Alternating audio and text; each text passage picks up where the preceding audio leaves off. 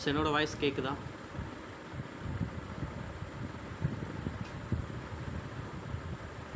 கேக்குது சார்.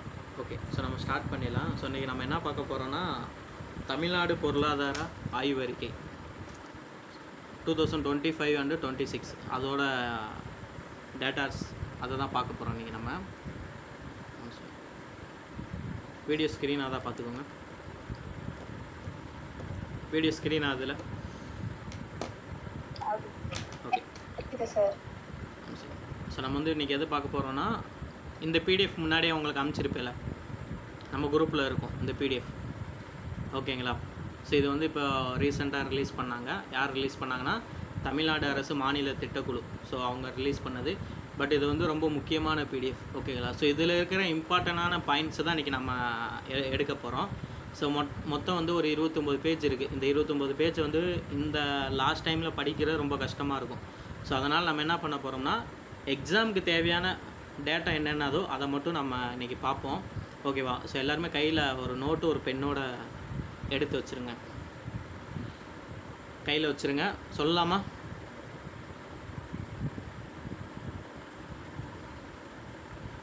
சொல்லலாம்ல? ஸ்டார்ட் பண்ணலாம் சார். ஓகே, ஹெட்டிங் போட்டுக்கோங்க. பெருந்தொற்றுக்கு பிந்தைய பொருளாதார வளர்ச்சி ஹெட்டிங் போட்டுக்கோங்க. அந்த மாதிரி பெருந்தொற்றுக்கு பிந்தைய பொருளாதார வளர்ச்சி. ஓகேங்களா? ஸோ அதில் வந்து ஃபஸ்ட் நீங்கள் என்ன எழுதணும்னா, உலக பொருளாதார வளர்ச்சி 2025 எவ்வளோ இருந்துச்சுன்னா 3.2%. எத்தனை? 3.2%.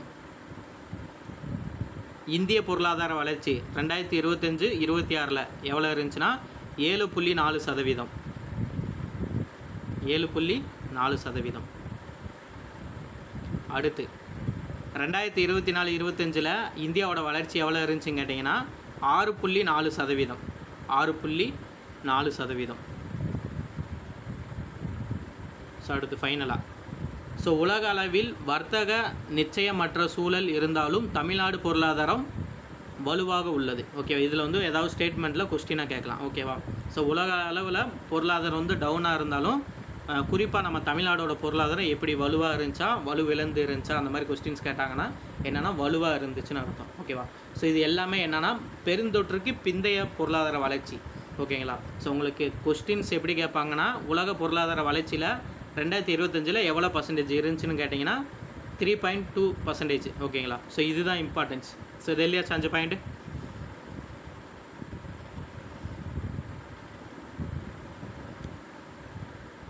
எழுதியாச்சு 5 பாயிண்ட் மேனு.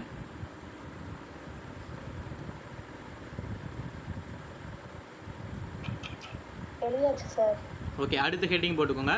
தமிழ்நாட்டின் பொருளாதார மாதிரி. தமிழ்நாட்டின் பொருளாதார மாதிரி.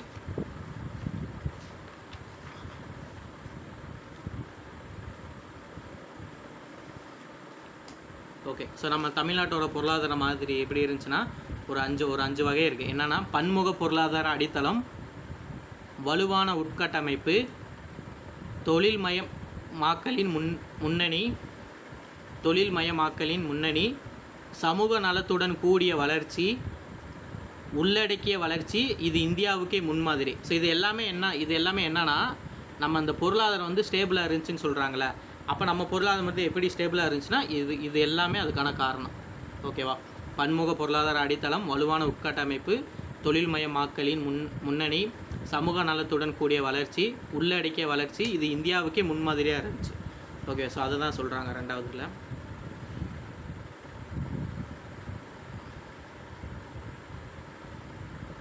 ஸோ அடுத்து போகலாம்ல. அடுத்து தேர்டு, தமிழ்நாட்டின் ஜிஎஸ்டிபி பங்களிப்பு எவ்வளோ இருந்துச்சுன்றதை பார்த்துக்கலாம். ஹெட்டிங் போட்டுக்கோங்க. தமிழ்நாட்டின் ஜிஎஸ்டிபி மற்றும் பங்களிப்பு. ஓகே, ஃபஸ்ட்டு பாயிண்ட் எழுதிக்கோங்க. இந்தியா நிலப்பரப்பில் நம்ம எத்தனை பர்சன்டேஜ்னா 4%. இந்தியா மக்கள் தொகையில் நம்ம எத்தனை பர்சன்டேஜ்னா 6%. தேசிய ஜிடிபிக்கு தமிழ்நாட்டின் பங்களிப்பு எவ்வளோன்னு கேட்டிங்கன்னா 9.4%. ஓகேங்களா. ஸோ இதுவே 2024-25 ஜிஎஸ்டிபி வந்து எவ்வளோ இருந்துச்சுன்னு கேட்டிங்கன்னா 31.19 லட்சம் கோடியாக இருந்துச்சு. ஓகேவா. ஸோ இது வந்து என்னென்னா பெயரளவு வளர்ச்சி எவ்வளோ பர்சன்டேஜ் கேட்டிங்கன்னா 16. உண்மையான வளர்ச்சி பெரிய மாநிலங்களின் அதிக வளர்ச்சி. ஓகேவா. அதாவது பெரிய மாநிலங்களை விட நம்மளோட இது வந்து வளர்ச்சி வந்து அதிகமாக இருந்துச்சுன்னு சொல்கிறாங்க. ஓகேவா. இப்போ உத்தரப்பிரதேசம் இதெல்லாம் கம்பேர் பண்ணும்போது நம்மளோட அந்த ஜிஎஸ்டிபியோட வளர்ச்சி வந்து அதிகமாக இருந்துச்சுன்னு அர்த்தம். ஸோ இது வந்து முக்கியமான பாயிண்ட். ஓகேவா. எழுதிக்கோங்க. இந்தியாவோட நிலப்பரப்பில் எவ்வளோ இருந்தோம், மக்கள் தொகையில் எவ்வளோ இருக்கும், ஜிடிபியோட தமிழ்நாட்டோட பங்களிப்பு இதெல்லாம் ரொம்ப இம்பார்ட்டன்ஸ். ஓகேவா. 9.4. 2024-25 ஜிஎஸ்டிபியோட இது எத்தனை லட்சம் கோடி, இது எல்லாமே அப்படியே இது எல்லாமே நீங்கள் எழுதி வச்சு மெமரி பண்ணிக்கோங்க.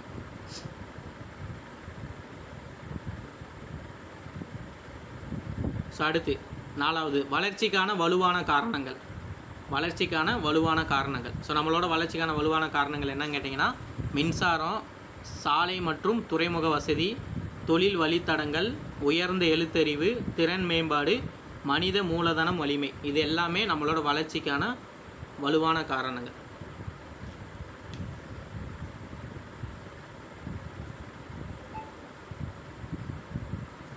அடுத்து உற்பத்தித்துறை. ஸோ உற்பத்தித்துறை ஹெட்டிங் போட்டுட்டு எழுதிக்கோங்க. 2014-15 வளர்ச்சி எவ்வளோன்னு கேட்டிங்கன்னா 14.71%. அப்போ இந்தியாவோட வளர்ச்சி எவ்வளோ இருந்துச்சுன்னா 4.5 தான் இருந்துச்சு. 2011-12 முதல் 2024-25 வரை சராசரி வளர்ச்சி எவ்வளோன்னு கேட்டிங்கன்னா 9.38 வந்து அதிகரிச்சிருக்கு. இந்தியாவிலே முதலிடம். ஓகேவா. ஸோ உற்பத்தி துறையில் இந்தியாவிலே முதலிடம். இந்திய தொழிற்சாலை பணியாளர்களில் தமிழ்நாடோட பங்கு எத்தனை கேட்டிங்கன்னா 15%. அப்போ இந்தியாவிலே இருக்கிற தொழிற்சாலையில் பணியாளர்களோட பங்கு தமிழ்நாட்டோட பங்கு எவ்வளோன்னு கேட்டிங்கன்னா 15%.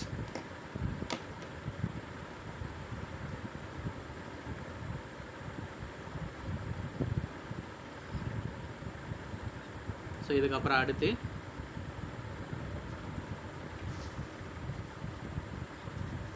ஹெட்டிங் போட்டுக்கோங்க.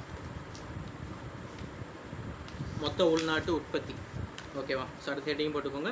ஜிவிஏ துறையின் பங்கு. ஜிவிஏ துறையினோட பங்கு இது என்னென்னா முதன்மை துறை, இரண்டாம் துறை, சேவைத்துறை, 3 துறை இருக்குல்ல. அந்த துறையில் என்னென்ன பங்கு நம்ம தமிழ்நாட்டோட பங்கு எவ்வளோன்னு கேட்டிருக்காங்க.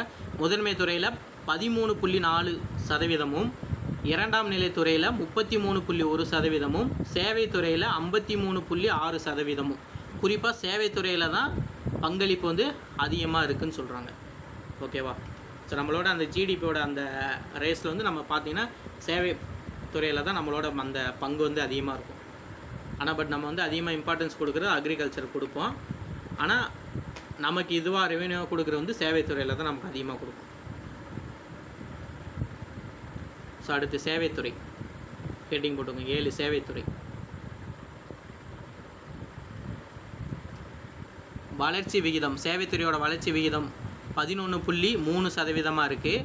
அதிகம் வளர்ச்சி பெற்றவை, அதாவது எந்தெந்த டிபார்ட்மெண்ட் அதிகமாக வளர்ச்சி பெற்றிருக்குன்னா மனை வணிகம், அதாவது இந்த ரியல் எஸ்டேட். ஓகேங்களா. அடுத்து போக்குவரத்து, அடுத்து உணவகங்கள், விடுதிகள், பொது நிர்வாகம். இது எல்லாமே சேர்ந்து தான் சேவைத்துறையில் 11.3% வளர்ச்சி பெற்றிருக்கு. 11.3% வளர்ச்சி பெற்றிருக்கு. அடுத்து ஹெட்டிங் அந்நிய நேரடி முதலீடு. அடுத்து வந்து ஸோ அந்நிய நேரடி முதலீடுனா இந்தியாவில் 2023-24 தமிழ்நாட்டினோட பங்கு எவ்வளோன்னு கேட்டிங்கன்னா 4.4%. 2022-23 அப்போ எவ்வளோன்னு கேட்டிங்கன்னா 2169 மில்லியன். ஓகேவா. டாலர். அடுத்து 2023-24 வந்து எவ்வளோன்னு கேட்டிங்கன்னா 2436 மில்லியன். அதுவே 2024-25 எவ்வளோன்னு கேட்டிங்கன்னா 3681 மில்லியன். ஓகேவா. அப்போ இதை என்ன சொல்ல வராங்கன்னா அந்நிய முதலீடு வந்து தொடர்ந்து அதிகரிச்சிட்டே வருது. இந்த 3 டேப்லெட் காலம் பார்த்தீங்கன்னா தொடர்ந்து அதிகரிச்சிட்டே வரும். அதை தான் சொல்கிறாங்க. ஓகேவா. ஸோ அடுத்து தேவை அதிகரிக்க காரணங்கள் என்னென்னா நகரமயமாக்கல், தனிநபர் வருமானம் உயர்வு, குடும்ப நுகர்வு அதிகரிப்பு, அரசு செலவினங்கள். இது எல்லாமே என்னென்னா தேவையோட அதிகரிக்க காரணங்கள். அடுத்து ஏற்றுமதி. 10வது வந்து ஏற்றுமதி. மின்னணு பொருளில் வந்து ஃபஸ்ட் இடமும், ஜவுளித்துறையில் ஃபஸ்ட் இடமும், தோல் பொருளில் முதல் இடமும், மோட்டார் வாகன உற்பத்தி மையம் வந்து இந்தியாவின் டெட்ராய். ஸோ அது உங்களுக்கு தெரியும். ஓகே, 2021 ஏற்றுமதி எவ்வளோ இருந்துச்சுன்னு கேட்டிங்கன்னா 26.15 பில்லியன். 24-25 ஏற்றுமதி எவ்வளோன்னு கேட்டிங்கன்னா 52.7 பில்லியன். ஓகேவா, ஃபுல்லாக டிஎன் ஓடுது.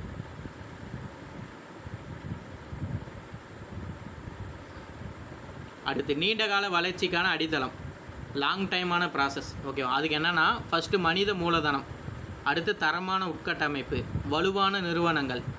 உலகளாவிய நிச்சயமற்ற சூழலிலும் தமிழ்நாடு நிலையான வளர்ச்சியை தக்க வைத்துள்ளது.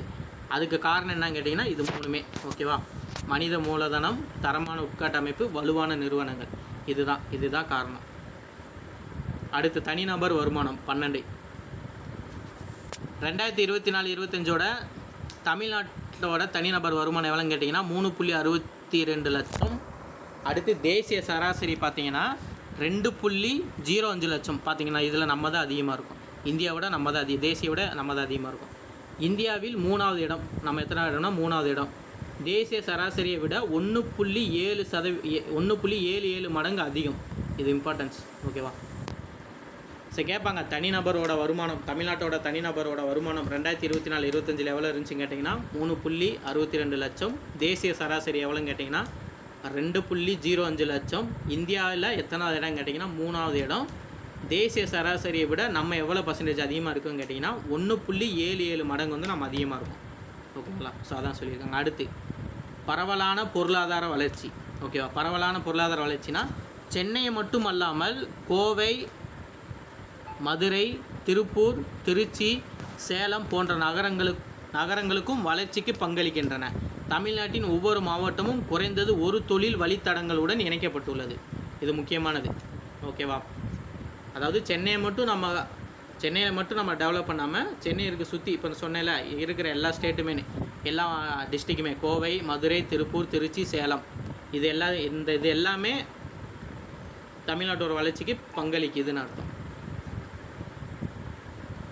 ஸோ அடுத்து மாவட்ட வாரியான வருமானம். ஓகேவா, மாவட்ட வாரியான வருமானம் 38 மாவட்டங்களில் 32 மாவட்டங்களின் தனிநபர் வருமானம் தேசிய சராசரியை விட அதிகம்.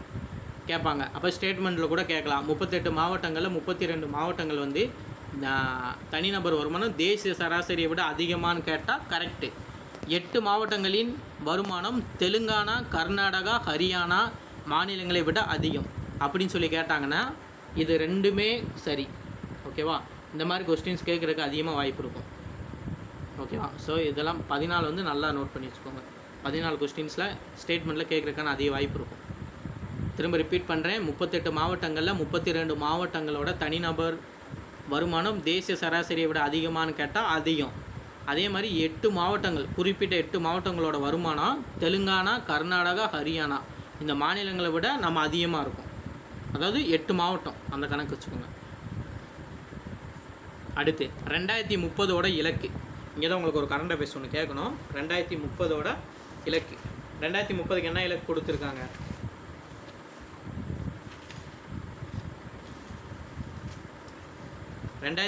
இலக்குன்னு போட்டுக்கோங்க இந்த இலக்கு. ஓகேவா, 2030 நம்மளோட பொருளாதாரம் எவ்வளவு அடையணும்னு இருக்காங்கன்னா $1 ட்ரில்லியன் அமெரிக்க டாலர் வந்து பொருளாதாரத்தை உயர்த்துவதே நம்மளோட நோக்கம். அதான் நம்மளோட இலக்காக நிர்ணயிச்சிருக்காங்க. ஓகேவா, அதாவது இருக்கீங்களா?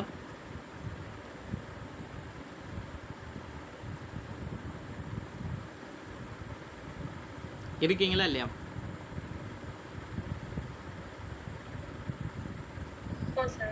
ஓகே, இது வந்து கரண்ட் அஃபேர்ஸ். இப்போ போய் விஜய் இப்போ இருக்கிற சிஎம் வந்து நிதி ஆயோக்கில் போய் பேசினார்ல, தெரியுமா?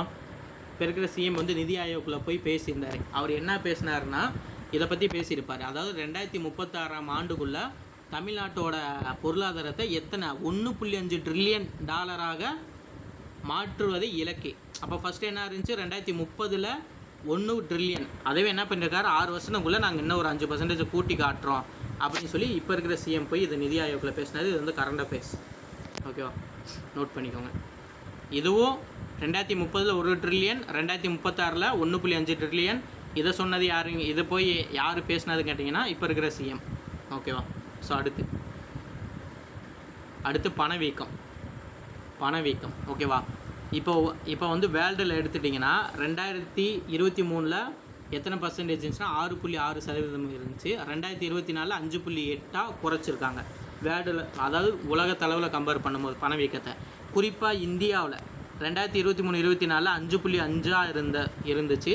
2024 to 25 4.6 இருந்திருக்கு. அதே மாதிரி 2025 to 26 1.7 இருந்திருக்கு. ஸோ பார்த்தீங்கன்னா அந்த ரேஷியோ வந்து குறைஞ்சிக்கிட்டே போகும். ஓகேவா. அதே மாதிரி தமிழ்நாட்டில் 2023 to 24 5.4, 24 to 25 வந்து 4.6, அடுத்து 2025 to 26 வந்து 2.3. ஓகேவா. ஸோ இப்போ இதெல்லாம் பார்த்தா என்ன தெரியும்னா அந்த பணவீக்கத்தை வந்து நம்ம கட்டுப்படுத்துகிறோம். ஓகேவா. ஸோ அடுத்து நகர்ப்புற மற்றும் கிராமப்புற பணவீக்கம். ஓகேவா. ஸோ நகர்ப்புறத்தோட பணவீக்கம் எவ்வளோ இருக்குதுன்னு கேட்டிங்கன்னா இது இம்பார்ட்டன்ஸ். ஓகேவா. இந்த டேட்டாலாம் அப்படியே நோட் பண்ணி வச்சுக்கோங்க, கொடுத்துருக்க மாதிரி நோட் பண்ணி வச்சுக்கோங்க. ஓகே. நகர்ப்புறோட பணவீக்கம் எவ்வளோன்னு கேட்டிங்கன்னா 5.9% to 2.2%. கிராமப்புற பணவீக்கம் எவ்வளோன்னு கேட்டிங்கன்னா 5.8% to 2.1%. உணவு பணவீக்கம் கேட்டிங்கன்னா 0.003%. உடை மற்றும் காலணி வந்து 1.3%. ஓகேவா. ஸோ இது எல்லாமே நகர்ப்புறம் மற்றும் கிராமப்புறத்தோட பணவீக்கம். சரி, சும்மா அப்படியே ரேண்டமாக தெரிஞ்சு வச்சுக்கோங்க. இதை விட இம்பார்ட்டன்ஸ் எதுன்னு கேட்டிங்கன்னா இதுதான் இம்பார்ட்டன்ஸ். ஓகேவா. 16 இம்பார்ட்டன்ஸ், அப்புறம் வந்து 15 இம்பார்ட்டன்ஸ். இது ரெண்டுமே நல்லா பார்த்து வச்சுக்கோங்க. அடுத்து பணவீக்கத்தை கட்டுப்படுத்த அரசு எடுத்த நடவடிக்கை.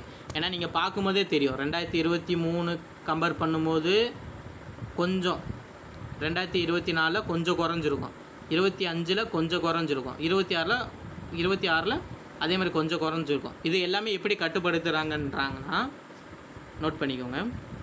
பணவீக்கத்தை கட்டுப்படுத்த அரசு நடவடிக்கை, அதாவது மானிய விலையில் வந்து என்ன கொடுக்குறாங்கன்னா அரிசி கொடுக்குறாங்க, பருப்பு, சமையல் எண்ணெய், மின்சாரம் வழங்கல், அதே மாதிரி இந்த கலைஞர் உரிமை தொகை வந்து இதுக்கு எல்லாமே இந்த பணவீக்கத்தை கட்டுப்படுத்துறதுக்கு முக்கியமான காரணம் இல்லை. இதெல்லாம் இருக்குது, மகளிர் உரிமை தொகை. ஓகேவா. ஸோ இதெல்லாம் கரண்ட் அஃபேர்ஸ் எல்லாம் நோட் பண்ணிக்கோங்க. பணவீக்கத்தை கட்டுப்படுத்த அரசு எடுத்த நடவடிக்கை எதுன்னு கேட்டிங்கன்னா இந்த இப்போ கொண்டு வந்த இந்த ஸ்கீம்ஸில் இம்பார்ட்டன்ஸ். அடுத்து 19 வேளாண்மை. ஓகேவா. ஸோ வேளாண்மை மாநிலத்தோட ஜிபிஏல வந்து வேளாண்மையோட பங்கு எவ்வளோன்னு கேட்டிங்கன்னா 6.6%. மதிப்பு பார்த்தீங்கன்னா 1.9 லட்சம் கோடி. ஓகேவா. சாகுபடியோட பரப்பு 2014 to 17 எவ்வளோ இது பண்ணியிருக்காங்கன்னா 43.31%. 2023 to 24 எவ்வளோன்னு கேட்டிங்கன்னா 47.58%. ஓகேவா. ஸோ இப்போ கரண்ட் அஃபேர்ஸ் படி பார்த்தீங்கன்னா 2024 to 25 மொத்த சாகுபடி எவ்வளோன்னு கேட்டிங்கன்னா 62.25 லட்சம் ஹெக்டேரில் வந்து சாகுபடி பண்ணியிருக்காங்க. ஓகேவா. ஸோ இது முக்கியம், இது மட்டும் நோட் பண்ணிக்கோங்க, இது ரொம்ப முக்கியம், ஏன்னா கரண்ட் அஃபேர்ஸ். அதுக்கப்புறம் மாநிலோட ஜிவிபி வேளாண்மையோட பங்கு. இப்போ தமிழ்நாட்டோட பங்கு எவ்வளோன்னு கேட்டிங்கன்னா 6.6. ஸோ இது 2 பாயிண்ட்டுமே இம்பார்ட்டன்ஸ். ஸோ அடுத்து வேளாணோட சாதனைகள் என்னென்னா கேழ்வரகுல ஃபஸ்ட்டு, கரும்பில் ஃபஸ்ட்டு, எண்ணெய் வித்துக்களில் செகண்டு, நிலக்கடலையில் 3, வாழை சாகுபடியில் முன்னணி மாநிலம். ஓகேவா. ஸோ இது எல்லாமே நம்ம வேளாண்மையோட சாதனை பண்ணியிருக்கோம். ஓகேவா. ஸோ இதுக்கப்புறம் வேளாண்மையோட கடன். 2019 வேளாண்மையோட கடன் எவ்வளோ இருந்துச்சு கேட்டிங்கன்னா 2.13 லட்சம் கோடி. 23 to 24 எவ்வளோ இருந்துச்சு கேட்டிங்கன்னா 4.52 லட்சம் கோடி. ஆண்டு சராசரி வளர்ச்சி எவ்வளோன்னு கேட்டிங்கன்னா 19%. பயனடைந்த விவசாயிகள் வந்து எத்தனை பேருன்னு கேட்டிங்கன்னா 299 லட்சம். இதில் வந்து யார் பெரும்பாலும் 75% பயனடைஞ்சிருக்காங்கன்னு கேட்டிங்கன்னா சிறு மற்றும் குறு விவசாயிகள் தான் பயனடைஞ்சிருக்காங்க. அவங்க தான் அதிகமாக பயனடைஞ்சிருக்காங்க வேளாண் கடன் மூலமாக. ஸோ அடுத்து கால்நடை மற்றும் மீன்வளத்துறை. ஸோ அடுத்து வந்து கால்நடையோட மீன்வளத்துறை. கால்நடைத்துறையின் ஜிவிஏவோட பங்களிப்பு எவ்வளோன்னு கேட்டிங்கன்னா 1.7 லட்சம் கோடி. ஓகே, அதாவது 5.11%. முட்டையோட உற்பத்தி 2001 to 2002 கம்பேர் பண்ணும்போது 3,924 லட்சமாக இருந்துச்சு. அதுவே 2023 to 24 2.2 லட்சம் மில்லியன் அந்த அளவுக்கு வந்து உயர்ந்திருக்கு. ஓகே, உயர்ந்திருக்குன்னு சொல்கிறாங்க. ஓகே, எவ்வளோ பர்சன்டேஜ் கேட்டிங்கன்னா 8.2.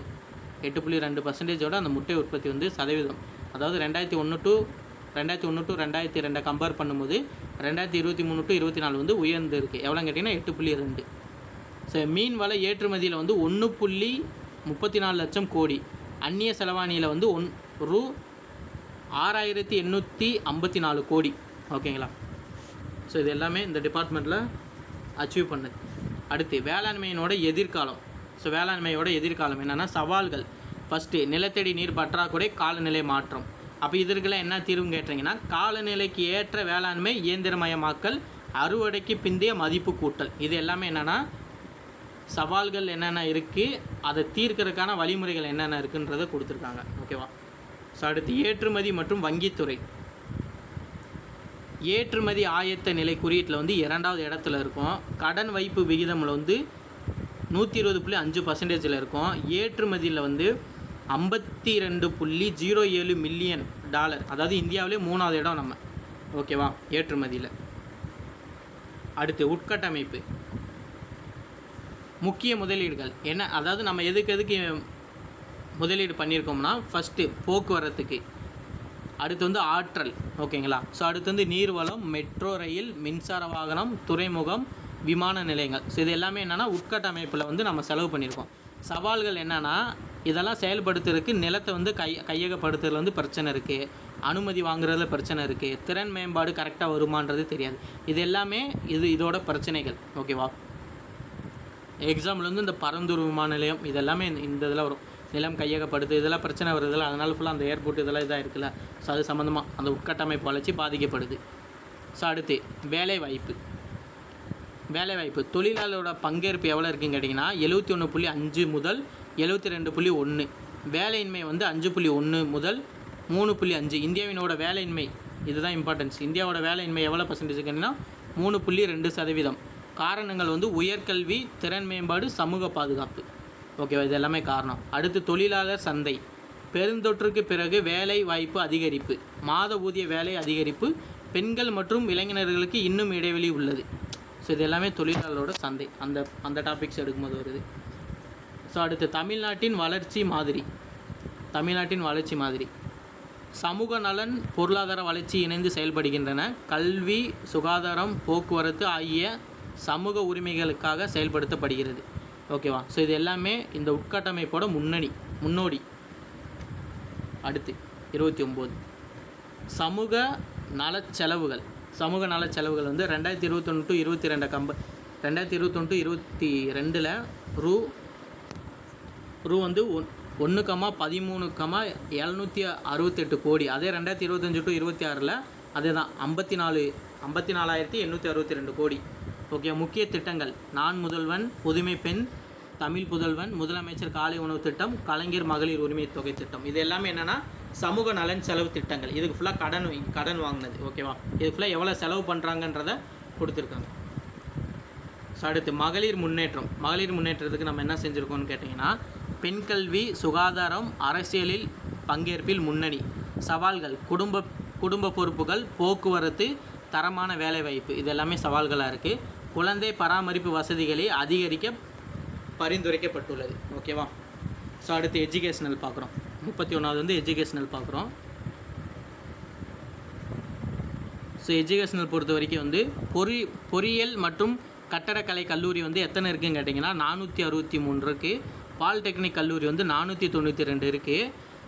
NIRF அதோட ரிப்போர்ட் படி இந்தியாவில் வந்து முதல் 100 கல்லூரியில் 17 கல்லூரி நிறுவனங்கள் தமிழ்நாட்டில் தான் இருக்குது. தமிழ்நாடு தான் முதலிடத்தில் இருக்குது. உயர்கல்வி சேர்க்கையில் 18.4%. தமிழ்நாடு வந்து எத்தனை பார்த்தீங்கன்னா 47%. அதான் இதுதான் சொல்லுவாங்க. உயர்கல்வி சேர்க்கையில் இந்தியாவில் எந்த மாநிலம் ஃபஸ்ட்டு இருக்குன்னு கேட்டிங்கன்னா தமிழ்நாடு.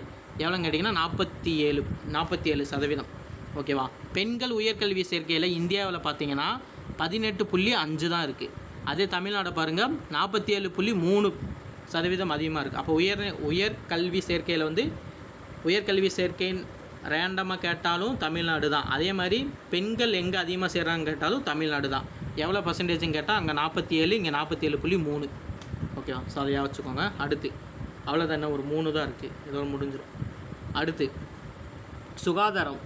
சிசு இறப்பு, குழந்தை இறப்பு எவ்வளோன்னு கேட்டிங்கன்னா 12%. பிறப்போட விகிதம் 1.14%. பன்முக வறுமை குறியீடில் வந்து இந்தியாவில் வந்து 3வது இடம் நம்ம இருக்கோம். சராசரி ஆயுட்காலம் வந்து 73 முதல் 4 ஆண்டுகள். அடுத்து சுற்றுச்சூழல். சுற்றுச்சூழலோட சவால்கள் என்னென்ன இருக்குன்னு கேட்டிங்கன்னா, நீர் மாசுபாடு, காற்று மாசுபாடு, கழிவு மேலாண்மை, காலநிலை மாற்றம், இது எல்லாமே சுற்றுச்சூழலில் இருக்கக்கூடிய சவால்கள். தேவைகள், இந்த சவால்களை சரி பண்ண என்னென்ன தேவைகள் தேவைன்னா, தொழில்நுட்ப பயன்பாடு, ஒருங்கிணைந்த தரவு, வலுவான சுற்றுச்சூழல் மேலாண்மை, இது எல்லாமே தேவை இந்த சவாலை சரி பண்ணுறதுக்கு. அடுத்து நிதி மேலாண்மை. அடுத்து வந்து நிதி மேலாண்மை 2020 to 21 முதல் 2025 to 26 வரை மூலதன செலவு எவ்வளோன்னு கேட்டிங்கன்னா 2.54 லட்சம் கோடி. அதுவே கடன் ஜிஎஸ்டிபியோட விகிதம் எவ்வளோன்னு கேட்டிங்கன்னா 15வது நிதிக்குழு வரம்பிற்குள் உள்ளது. ஓகேவா. எதிர்கால சவால்கள் என்னென்னா, ஊதிய உயர்வு, ஓய்வூதியம், ஜிஎஸ்டியோட இழப்பு, இது எல்லாமே நிதி மேலாண்மையோட எதிர்காலோட சவால்கள். அப்போ லாஸ்ட்டாக ஃபைனலாக எதுன்னு பார்த்தீங்கன்னா, சமூக நீதி பொருளாதார வளர்ச்சியின் அடித்தளம். ஓகேங்களா. ஸோ இதில் வந்து தமிழ்நாட்டினோட வளர்ச்சி மாதிரி என்பது சமூக நலம், பொருளாதார வளர்ச்சி, மனித மூலதனம், பெண்கள் முன்னேற்றம், தரமான கல்வி, வலுவான உட்கட்டமைப்பு, இது எல்லாமே சேர்ந்ததா டெவலப் மாடல். ஓகேவா. உட்கட்டமைப்போட டெவலப் மாடல். ஓகேவா. ஸோ இவ்வளோ தான். ஸோ இது எல்லாமே என்னென்னா, ஃபர்ஸ்ட் ஆஃப் ஆல் இதில் வந்து நீங்கள் வந்து மெமரி தான் பண்ணணும். நிறைய விஷயம் மெமரி தான் பண்ணி ஆகணும். இந்த பிடிஎஃப் வந்து நான் குரூப்பில் வந்து அனுப்பிச்சிடுறேன். எல்லாமே ஜெராக்ஸ் எடுத்து வச்சுக்கோங்க. ஓகேவா. இருக்கிறதுலே ரொம்ப ஷார்ட்டாக எவ்வளோ புரியுற மாதிரி சொல்ல முடியுமோ அவ்வளோ சொல்லியிருக்கேன். One second. இந்த பிடிஎஃப் இவ்வளோ டேட்டா நீங்கள் படிக்கணும். ஓகேவா. இந்த டேட்டாவை தான் நான் என்ன பண்ணியிருப்பேன், ரொம்ப ஷார்ட்டாக நம்ம எக்ஸாம் பாயிண்டில் எது தேவையோ அதை மட்டும் நான் எடுத்துருப்பேன். இந்த டேட்டா பார்த்தீங்கன்னா இங்கே இருக்கும். அந்த இதில் பார்த்தீங்கன்னா இந்த டேட்டாவை தான் நான் எடுத்திருப்பேன். உங்களுக்கு புரியலைன்னா இந்த பிடிஎஃப்பும் இப்போ நான் அனுப்பக்கூடிய அந்த பிடிஎஃப்பும் வச்சு பாருங்கள். 2025 பொருளாதார வளர்ச்சி வீதம் எவ்வளோன்னு கேட்டிங்கன்னா 3.3 ஆக இருந்து 2024-25 6.49 இருந்து இந்திய பொருளாதாரம் வந்து 2025 to 26 7.4 என்னும் வளர்ச்சியை எட்டியது. ஓகேவா. ஸோ இதை தான் நான் என்ன பண்ணியிருப்பேன், ஷார்ட்டாக நம்ம எக்ஸாம் பாயிண்டில் என்னென்ன தேவையோ அதை மட்டும் எடுத்து நான் உங்களுக்கு சிம்பிளாக கொடுத்துருப்பேன். ஸோ பார்த்தீங்கன்னா தெரியும். ஓகேங்களா. ஸோ இந்த மாதிரி தான் ஒவ்வொரு பாயிண்ட்ஸாக எடுத்து நான் கொடுத்துருப்பேன். ஓகேங்களா. ஸோ உங்களுக்கு நான் சொன்னது புரியலன்னா இந்த பிடிஎஃப்பும் இப்போ நான் உங்களுக்கு டிஸ்பிளேயில் காட்டின பிடிஎஃப்பும் நான் அனுப்புகிறேன். அந்த பிடிஎஃப் ரெண்டே கம்பேர் பண்ணி பாருங்கள். ஓகேவா. ஸோ ஏன்னா இவ்வளோ டேட்டாலாம் ஷார்ட் டைமில் படிக்கிறது ரொம்ப கஷ்டம்.